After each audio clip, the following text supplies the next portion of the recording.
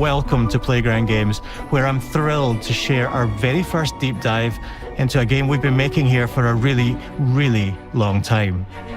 Fable.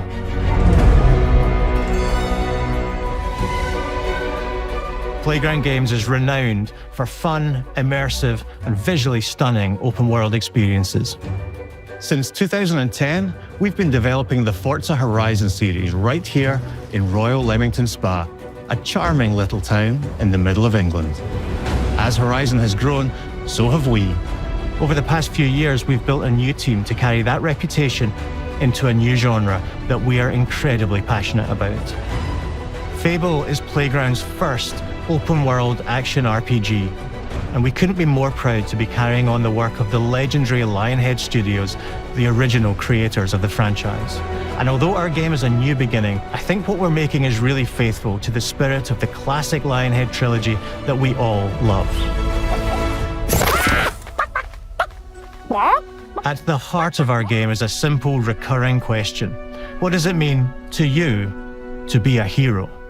Our game is about choices and their consequences. It's packed with action, drama, British humour, moral dilemmas, and quite a few chickens. All of this combines in a fairy tale which could only be Fable. In classic Fable fashion, you begin the game as a child, growing up in the sleepy rural village of Briar Hill. It's here that in a moment of extreme danger, your heroic powers first emerge, and we discover that you are Albion's first hero in a generation. But not long afterwards, disaster strikes, and the people of your village, including your beloved grandma, are turned to stone by a mysterious stranger. Suddenly alone in the world, you'll set off on an adventure which will change Albion forever. Venturing out into the world is a huge moment, because this is Albion like you've never seen it before. Idyllic rolling hills, magical forests, bustling villages, sleepy hamlets, oversized vegetable patches, and stunning vistas. And because our Albion is truly open world, for the first time, you'll be able to explore this rich and detailed world seamlessly, with the freedom to go where you want from early in the game. We can't wait to welcome you back to Albion's iconic capital city, Bowerstone. Home to Fairfax Castle, the old clock tower, and the legendary Heroes Guild. It's a huge city, full of contrasts. Rich and poor, nobles and commoners, royalty and criminals. You'll spend plenty of time here during the game, as you discover the secrets of the Heroes Guild and its reclusive guildmaster, Humphrey the Golden. In the north of Albion, you'll find mountains, craggy coastlines, spooky marshes, and the bleak, windswept city of Bloodstone.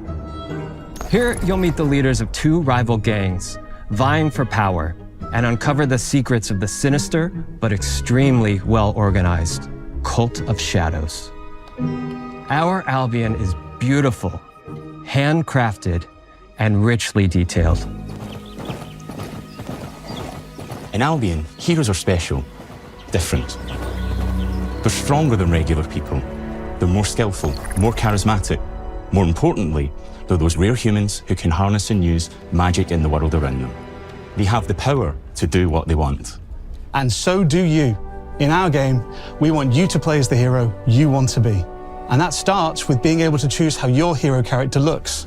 So, in Fable, you'll be able to pick from a range of different character heads and customize your clothing, hair, skin tone, tattoos, and scars, so the hero you play represents you. But as well as your appearance, you can be the hero you want to be through the way you play, through the skills and abilities you learn, and through the weapons you use. Just like the classic trilogy, heroes in our game fight with a combination of strength, skill, and will. Seamlessly blending melee and ranged weapons with magical abilities gives us style-weaving combat, allowing you to show off your personal playstyle against single opponents and large groups of enemies alike. Melee is at the heart of our close quarters combat. You'll use light and heavy combos, often knocking enemies off balance and executing stylish finishers. Swap to your ranged weapon to bypass enemy guard and deal with troublesome flying enemies. And of course, you'll be able to unleash your powerful spells to both manipulate and devastate your opponents. We're excited to be bringing back some fan-favorite adversaries for you to fight.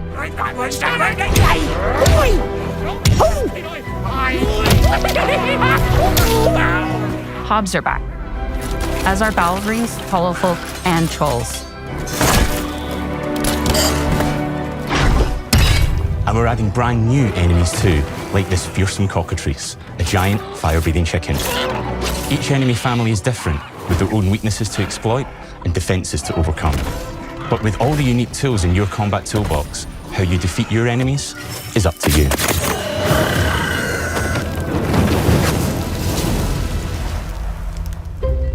But there's more to being a hero in Albion than fighting, so much more. When we talk to people about their favorite memories of the original games, so many of their stories were about the stuff you can do when you weren't just being a hero. The normal, everyday stuff which happened when you interacted with the people of Albion. For me, what I remember most vividly are the inhabitants of Albion and the things you can do with them or to them. The crazy thing about the classic Fable games was that in the middle of a sprawling RPG was almost a complete other game where you could just mess around with the villagers and townsfolk. And we've built that same experience in the middle of our game too. Buying a house, getting a job, making some money. Romancing a villager, getting married, having kids. Fancy a date? Perfect. You can get to know me better. Buying another house. Buying every house in Albion. Buying every business in Albion. Getting rich. Marrying a bunch more people, having a bunch more kids, probably getting divorced along the way for good measure. And this game within a game is unique to Fable. It's systemic, interconnected, and you see the ripple effects of the things you do everywhere you go. And all of this revolves around the people who live in Albion, who we call the living population. There are more than 1,000 of them, and every single one is unique. Each of them has a name, a role, a daily routine, and their own personality. You could follow any one of them for a day and just watch them live their life. They'll get up, go to work, spend some leisure time on hobbies, then go home to bed. But what's even cooler is that you can talk to every single one of them in fully voiced conversations and interact with them in loads of different ways. Maybe the job they go to is working for you because you hired them to work in one of your businesses. Hey, you. Working hard? How can I help you, boss? Maybe the bed they sleep in is in a house you own because you're the landlord. Or maybe their bed is on the street because you evicted them. All right. Oh, it's you. You're awful. And all of the stuff you do affects what they think of you. You're a legend! Because everything you do builds your reputation. Very impressive. Now that's an hero right there. Morality has always been super important to Fable. That tension between good and evil underpinned all of the original games. And morality is central to our game too. But we have a slightly different take on it. For us, morality isn't black and white. There are lots of grey areas. And importantly, morality is subjective. No two people see things exactly the same way. And that's how it works in our game too. Everything you do earns you a reputation. And every person in Albion will have a different reaction to you as a result. Hello there. Yeah, we get it. You're rich. They'll remember things you did directly to them, they'll love you or hate you for the choices you make, and they will always tell you why. Although, usually from a safe distance. Our game will never judge you, but the people of Albion will, loudly. Imbecile. Your reputation is created by the choices you make, and you are going to make a lot of them. Big choices, little choices, moral choices, and some choices that will actually change the landscape of Albion for the rest of your game. We call this idea, Your Choices Change the World. Let's give you an example. Early in the game, you'll meet a character named Dave, an egotistical gardener in a rural village who discovers a magical growth formula. He accidentally turns himself into a giant and becomes a big problem. It'll be your job to deal with him, and ultimately it will be your choice whether to kill him or to spare him. If you kill him, his giant corpse will lie on the farmland just outside of town for the rest of the game. And that is going to affect house prices. It will also affect what a lot of the villagers think about you. Especially Dave's sister. In Fable, the choices you make will define you. What does being a hero mean to you? At Playground Games, we've built a pedigree for beautiful, immersive, open-world experiences. Yes, they've typically involved sports cars, but this is a passion project for all of us here. Every member of this team, which we've built from scratch, has two key things in common: a deep love for the franchise and a burning desire to bring it back.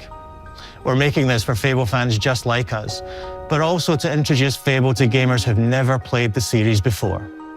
It's been great to finally tell you a little about the game we're making. There'll be much more to share as we get closer to our launch.